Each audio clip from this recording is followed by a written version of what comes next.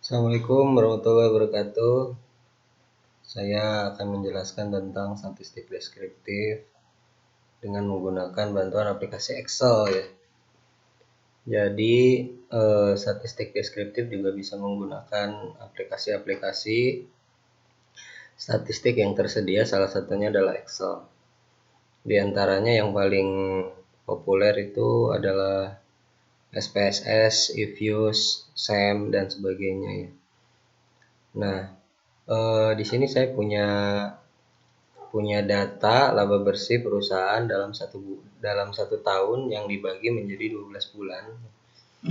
Nah, ini akan saya analisis dengan menggunakan statistik deskriptif. Jadi sebagaimana yang sudah dipahami oleh teman-teman mahasiswa bahwa statistik deskriptif itu tujuan utamanya hanya untuk mendeskripsikan data berdasarkan data-data statistik yang tersentral tendensi.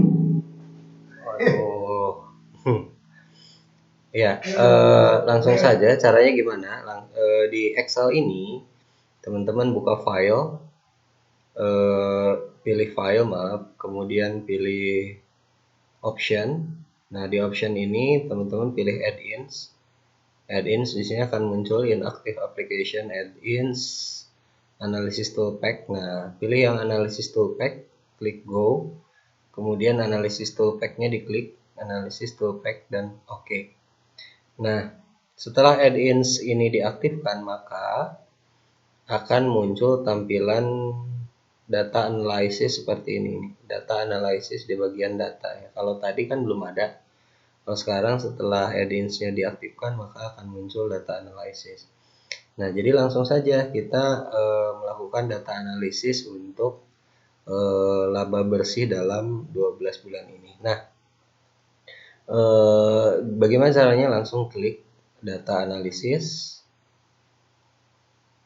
ya. Nah, di sini banyak sekali yang bisa digunakan ya analisis datanya. Ada ANOVA, ada korelasi, kovarian ya kan, ada deskriptif statistik, eksponensial smoothing dan sebagainya. Nah, ini ada t-test, ada z-test. Nah, ini adanya di statistik inferensial, nanti kita akan coba bahas ya.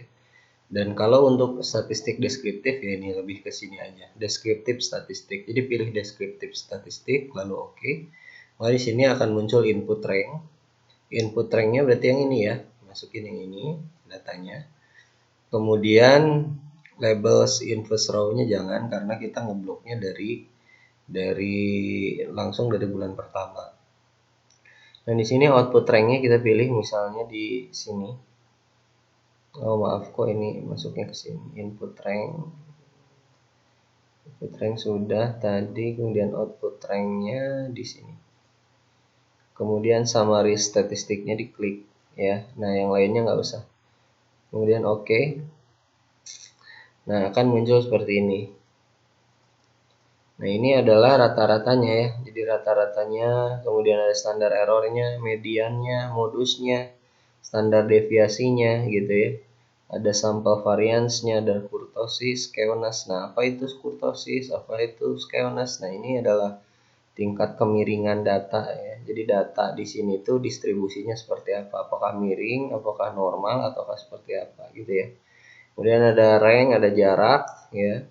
Jarak yang nilai tertinggi dan terendah gitu kan. Nah, kemudian ada minimum, ada maksimum juga ya, ada total juga di sini. Nah, jadi ini data hasil output ini menunjukkan central tendensi dari data yang ada di sini, data laba bersih yang ada di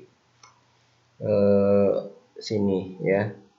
Nah, tujuannya untuk apa sih seperti ini? Nanti teman-teman kalau menulis tugas akhir dengan menggunakan metode kuantitatif, misalnya contoh judul tugas akhirnya misalnya analisis fluktuasi laba PT Calung misalnya gitu ya. Ini berarti teman-teman menganalisis bagaimana fluktuasinya, naik turunnya seperti apa. Nah, berarti ini nanti akan digunakan. Jadi rata-ratanya berapa? Nih, ternyata rata-rata dalam satu tahun itu adalah 150 juta 6 berapa nih? Coba saya kasih ini ya biar gampang membacanya nih. 156.041.667. Nah, ini rata-ratanya segala macam ya.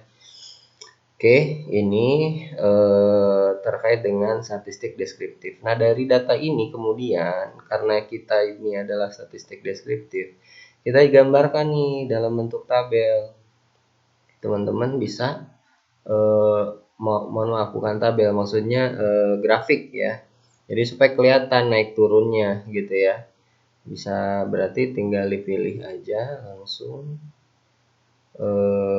mau yang mana tabelnya, mau yang mana. Ada tabel biasa gini ya, kemudian ada juga yang menunjukkan naik turun seperti ini. Nah, kita yang biasa aja kali ya. Nah, pilih yang ini, cluster column. Nah, di sini tulisin, sini misalnya kita tulisin perkembangan laba tahun 2020. Nah, jadi akan kelihatan nih mana yang paling besar, mana yang paling kecil labanya ya. Kalau dari sini kelihatan grafiknya, fluktuasinya. Nah, ini tujuannya apa? Misalnya nanti teman-teman mahasiswa nih, nanti kalau sudah bekerja, ada yang menjadi direktur keuangan misalnya, ini bisa menampilkan data-data seperti ini kepada investor maupun calon investor untuk menunjukkan bagaimana prospek perusahaan ke depan gitu ya. Nah, ini sederhana sekali terkait dengan statistik deskriptif ini. Dalam pembahasan sentral tendensi kali ini, tapi ya tentu saja statistik deskriptif juga membahas juga tentang terkait dengan banyak hal ya, termasuk diantaranya ada angka indeks, kemudian uji statistik deskriptif gitu ya, dan sebagainya. Nah, kita akan bahas di pertemuan yang akan datang. Tapi pada intinya teman-teman mahasiswa harus bisa melakukan teknik analisis statistik deskriptif minimalnya dengan Excel, supaya nanti kalau seandainya teman-teman ada yang melakukan penelitian dengan menggunakan metode kuantitatif, ini bisa melakukan statistik deskriptifnya gitu ya.